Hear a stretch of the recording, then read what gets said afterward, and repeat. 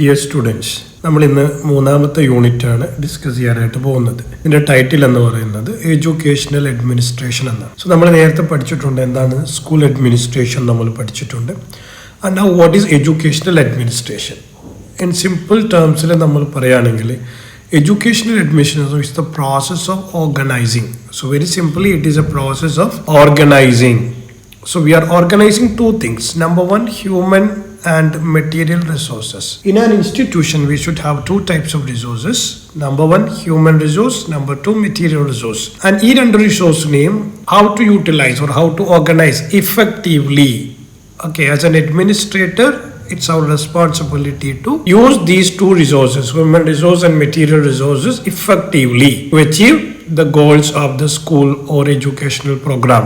So ഇതിനെയാണ് നമ്മൾ administration എന്ന് ഉദ്ദേശിക്കുന്നത്.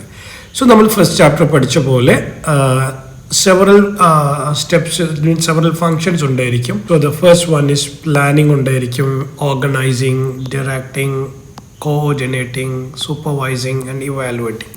സോ ഈ പ്രോസസ്സ് എല്ലാം ഒരു അഡ്മിനിസ്ട്രേഷനിൽ നടക്കേണ്ടതാണ്. Now when comes to the definitions, നമുക്ക് കുറച്ച് ഡെഫിനിഷൻസ് നോക്കാം. സോ വളരെ പ്രധാനപ്പെട്ട definition it is educational administration is the similar to public administration, government and social services. So ഒരു അഡ്മിനിസ്ട്രേഷൻ എന്ന് പറയുമ്പോൾ അത് എഡ്യൂക്കേഷനിലായാലും ഗവൺമെന്റ് ആയാലും സോഷ്യൽ സർവീസിലായാലും administration is അലൈക്ക്.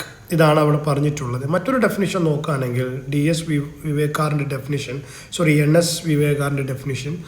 Educational administration as a human process effected by social, philosophical, psychological, political and historical factors. അപ്പോൾ നിങ്ങൾക്ക് ഇഷ്ടമുള്ള ഏതെങ്കിലും രണ്ട് ഡെഫിനിഷൻസ് ഇതിൽ നിന്ന് പഠിക്കുക എന്നുള്ളത്. അപ്പോൾ നമ്മൾ ഒരു ഇൻസ്റ്റിറ്റ്യൂഷനെ, ഒരു എഡ്യൂക്കേഷണൽ ഇൻസ്റ്റിറ്റ്യൂഷനെ നമ്മൾ അഡ്മിനിസ്ട്രേഷൻ അല്ലെങ്കിൽ അതിന് നമ്മൾ കൃത്യമായി അഡ്മിനിസ്ട്രേറ്റ് ചെയ്ത് കൊണ്ടുപോകണം. സോ എന്താണ് ഇതിൻ്റെ ലക്ഷ്യങ്ങൾ, എന്തിനാണ് ഒരു എഡ്യൂക്കേഷൻ ഇൻസ്റ്റിറ്റ്യൂഷനെ ഇത്രമേൽ പെർഫെക്റ്റ് ആയിട്ട് നമ്മൾ അഡ്മിനിസ്ട്രേഷൻ റോൾസ് ഒക്കെ ഉപയോഗിക്കുന്നത് എന്നുള്ളതാണ്. നൗ നമ്മളൊരു എഡ്യൂക്കേഷണൽ അഡ്മിനിസ്ട്രേഷൻ ഒരു തിയറി പറയുമ്പോൾ ശ്രദ്ധിക്കേണ്ട കാര്യം എന്ന് പറഞ്ഞു കഴിഞ്ഞാൽ it is very important. It varies based on time, place and culture. ഇതിനനുസരിച്ച് അഡ്മിനിസ്ട്രേഷൻസിൽ എന്തുണ്ടാകും? വ്യത്യാസങ്ങളുണ്ടാകും. ഡിഫറെൻറ്റ് ആയിട്ടുള്ള വ്യത്യാസങ്ങൾ അതിലുണ്ടാവാനുള്ള സാധ്യതയുണ്ട്. നൗ എന്തൊക്കെയാണ് എയിംസ്? ഒന്നാമത്തെ എയിം എന്ന് പറയുന്നത്, so what ever we do in educational administration it is at the good of education. എന്തിനു വേണ്ടിയിട്ടാണ്?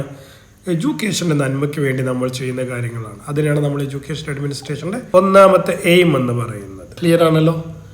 Now when come to the second, എന്താണ് എഡ്യൂക്കേഷൻ അഡ്മിനിസ്ട്രേഷൻ്റെ രണ്ടാമത്തെ പോയിന്റ് എന്ന് പറയുന്നത്? It should aim at providing high chairs to the best fitted person.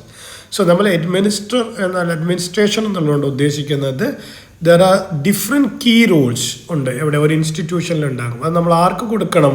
It should be filled by experienced and capable educators. നമ്മുടെ കൂടെയുള്ള ഏറ്റവും എക്സലൻ്റ് ആയിട്ടുള്ള ആളുകൾക്ക് കൊടുക്കുക എന്നുള്ളതും എഡ്യൂക്കേഷണൽ അഡ്മിനിസ്ട്രേഷൻ്റെ പ്രധാനപ്പെട്ട എയിമാണ്. And what is the next? It should provide facilities, freedoms and encouragement to meritorious teachers. So as an administrator നിങ്ങളുടെ അണ്ടർലാരുണ്ടാകും, നമ്പർ ഓഫ് ടീച്ചേഴ്സ് ഉണ്ടാകും, ക്ലർക്സ് ഉണ്ടാകും, മെനി അതർ പീപ്പിൾ. സോ അവർക്കൊക്കെ നമ്മൾ എന്ത് കൊടുക്കണം? ഫെസിലിറ്റീസ് കൊടുക്കണം. We should give. ഇതൊക്കെയാണ് അഡ്മിനിസ്ട്രേഷൻ കൊണ്ട് ഉദ്ദേശിക്കുന്നത്. We should give freedom and encouragement. ഇവരെല്ലാവരും നമ്മൾ എന്ത് ചെയ്യണം? പ്രചോദിപ്പിക്കുക എന്നുള്ളതും വളരെ പ്രധാനമാണ്. And what is a fourth one? Integration, not division, should be the aim. As an administrator, what is your prime role? It is integration.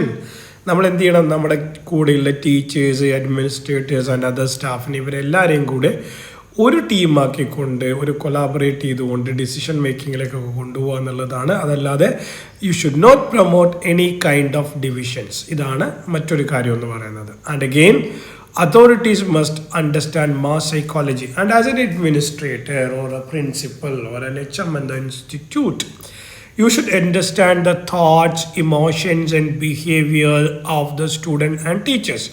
ഇതും അഡ്മിനിസ്ട്രേഷനിൽ നിൽക്കുന്ന ആളുടെ ഏറ്റവും പ്രധാനപ്പെട്ട എയിമുകളിലൊന്നാണ്. ആൻഡ് മറ്റെന്താണ്? Encouraging direct democracy in school. നമ്മൾ എന്ത് ചെയ്തിരിക്കണം? ഹെഡ് മാസ്റ്റർ എന്നുള്ള രീതിയിൽ നമ്മൾ ഓരോരുത്തരുടെ ഗ്രീവൻസസും നമ്മൾ പേഴ്സണലായിട്ട് കേട്ടുകൊണ്ട് അവരുടെ എല്ലാവരുടെയും പ്രോബ്ലംസിനെ സോൾവ് ചെയ്യുമ്പോൾ നമുക്ക് ഒരു ഡെമോക്രാറ്റിക് വേ നമ്മൾ സ്വീകരിക്കണം.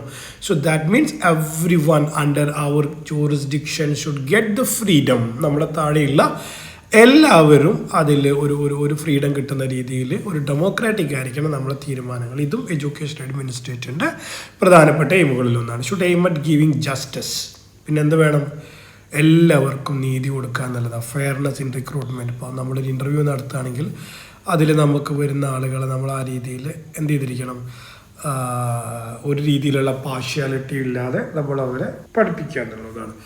And transparent procedures help in building trust and ensure a peaceful work environment. So ഇങ്ങനെ എല്ലാറ്റിലും as an administrator you should bring transparency. Very important. Transparent ആയിരിക്കണം.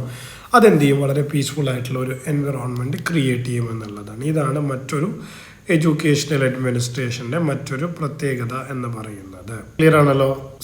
അപ്പോൾ ഇനി നമ്മൾ മറ്റൊരു എയിം എന്താണ്? എഡ്യൂക്കേഷണൽ അഡ്മിനിസ്ട്രേഷൻ്റെ മറ്റൊരു എയിം എന്താണെന്ന് ചോദിച്ചു കഴിഞ്ഞാൽ നമുക്ക് പറയാൻ പറ്റണം what are the other aims എന്നുള്ളത്. മറ്റൊരു എയിം എന്ന് പറഞ്ഞു കഴിഞ്ഞാൽ ഇംപ്ലിമെൻറ്റിങ് എഡ്യൂക്കേഷണൽ പ്ലാൻസ്.